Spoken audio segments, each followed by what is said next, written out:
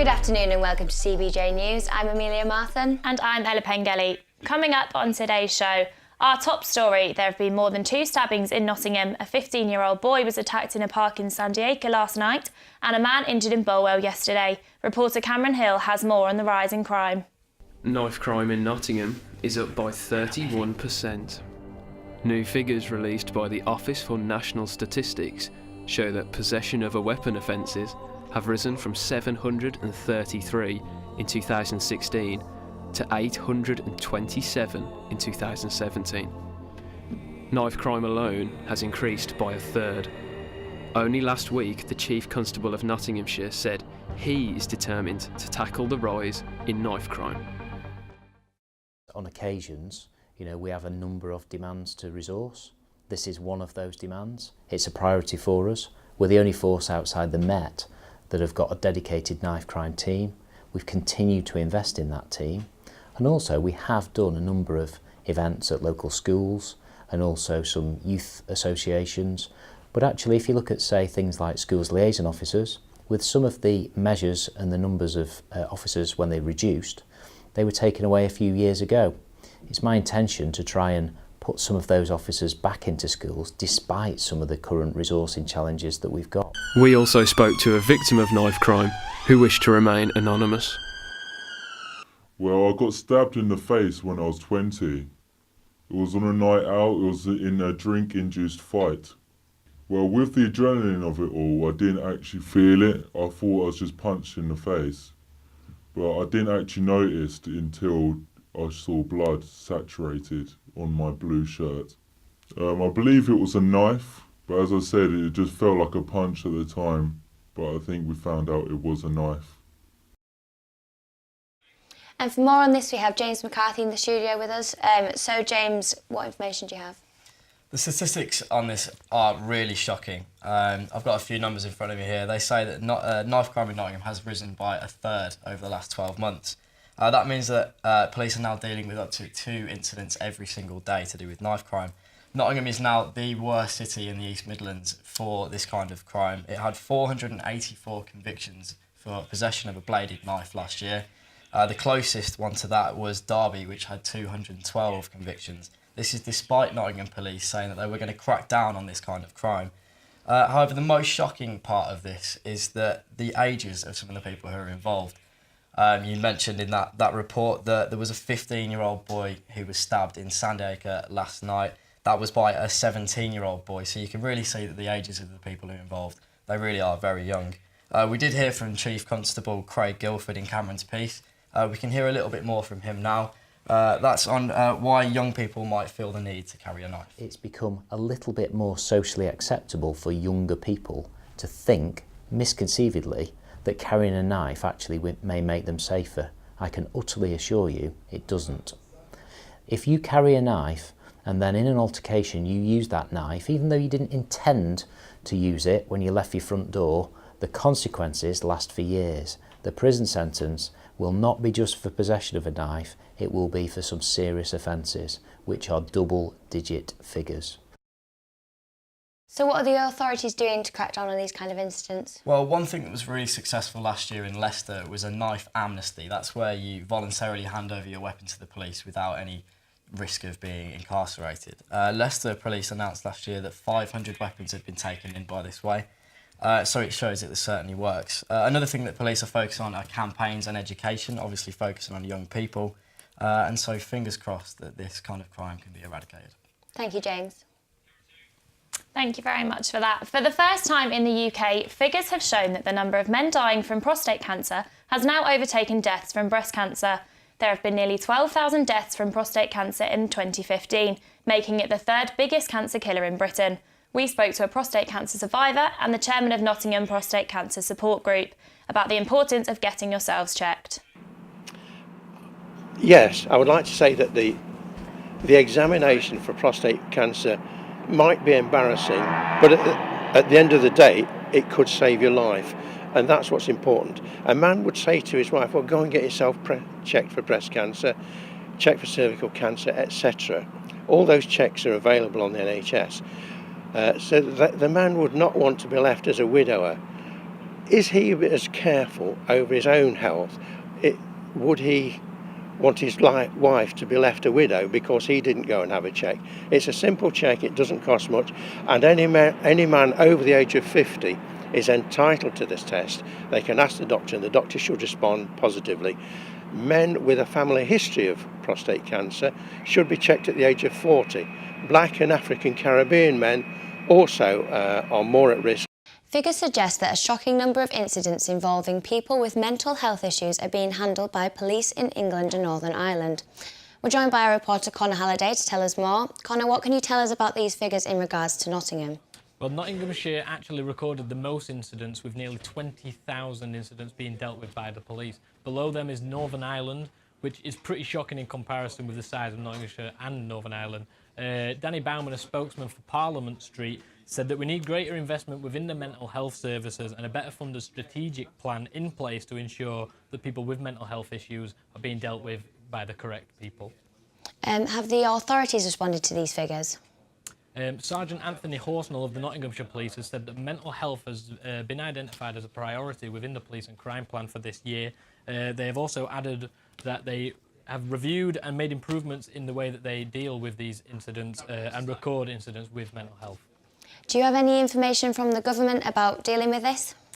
Yes, a government spokesman has said that the people experiencing mental health issues need the right care and not a police cell. As for funding, £30 million is said to be put into alternative places of safety, and they want to go forward with banning the use of police stations for people under 18 with mental health issues and the mental health issue incidents. And I couldn't agree more. I think that funding within the mental health services and work with the government and the police will help bring these figures down for the rest of this year. Thank you, Connor. A survey on 1,200 small business owners ranked Nottingham second in the UK to start your own company. Our reporter Chantel Brown went to find out why small businesses are so successful in Nottingham. Nottingham is the top city in England for small business growth. A growth rate of 34% is anticipated among the city's small companies, outperforming the wider economy, which is growing at 2% according to the Office for Budget Responsibility. We spoke to a local business owner who believes Nottingham's diversity makes the city great. Nottingham's a great city. You know, it's got a lot of diverse cultures and people as well. You've got the older generation, you've got the middle generation, and you've got all the students as well, which is the thing that we surprise, that they love cheese. Leap of faith in one sense. You've got to be sure of your own convictions and just go with it. Back yourself to do it. The survey looked at regional differences including business confidence levels, growth expectations, technology adoption and infrastructure. Nottingham came second to Belfast out of 15 UK cities, while London placed 10th. 66% of small Nottingham firms said that they were confident or very confident about the business environment, including the ability to expand and invest. A business expert believes the student population contributes to the city's success. Nottingham has the reputation it's got because there's lots of sources of help and advice and support, as well as places for them to go. My first recommendation would always be that they go and talk with somebody who's, quote, in the know, unquote. It was identified 10, 15 years ago the country needed more younger entrepreneurs, and therefore the whole environment has been developed with a view to making that happen. The University of Nottingham is famous for research and academic reputation. That obviously brings commitment, good brain quality, if you like. NTU is much more a vocationally oriented university, always has been, even when you go back to its Polytech days.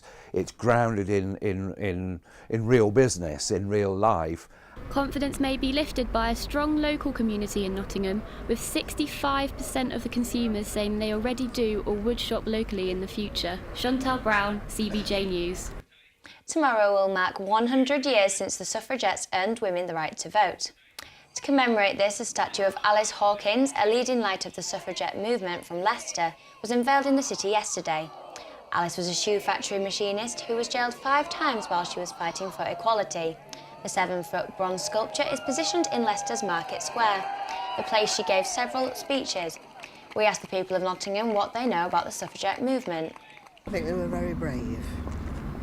And really, we've got to thank them for that, haven't we? Obviously, I'm not female, so I've not got a kind of intricate personal knowledge of it. I watched the film The Suffragettes on telly, and I was amazed what they went through, really, to get the vote. A lot of people think women are even superior to men in a way. No, I feel a bit bad actually. I don't really know a lot about women's rights and the suffragettes. Now it's time to find out what's happening in the world of entertainment. Over to our showbiz reporter, Izzy Lee. So the rumours were true. Kylie Jenner was in fact pregnant and gave birth to a baby girl on February the 1st. As the star announced yesterday, fans of the Kardashian-Jenner went crazy last night after she released an 11-minute pregnancy video on YouTube. It seems Katie Hopkins has made the news again for the wrong reasons after it has been reported she collapsed after being given ketamine for pain relief. Katie was on a trip to South Africa when she reacted badly to medical ketamine prescribed for pain relief.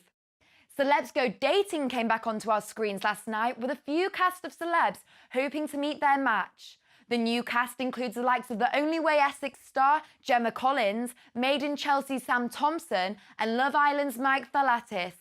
It was the Super Bowl last night and an exciting event for many, as well as a memorable one, especially for the likes of American singer Pink, who spat out her throat lozenge live on TV just before singing the national anthem in front of a tremendous crowd that were gathered. That's all for now. I'll be back again tomorrow afternoon with your latest showbiz update.